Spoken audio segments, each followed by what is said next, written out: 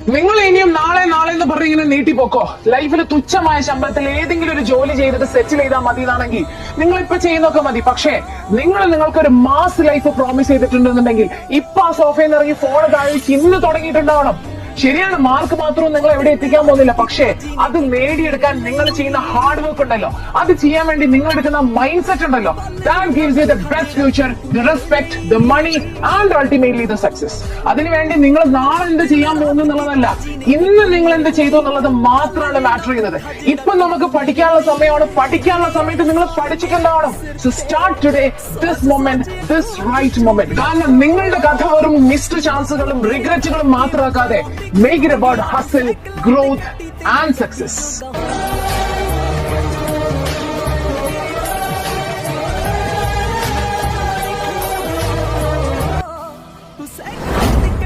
பணம் எப்படி வேணா சம்பாதிக்கலாம், ஆனா படிப்பு தான் மரியாதையை சம்பாதிச்சுது. ਸੱਚੀ ਅੱਖਾਂ ਮੇਰੀ ਤਾਂ ਔਕਾਤ ਨਹੀਂ ਕਿ ਜਿੰਨਾ ਕੀਤਾ ਦੇਵਾਂ ਤੈਨੂੰ ਮੋੜ ਕੇ।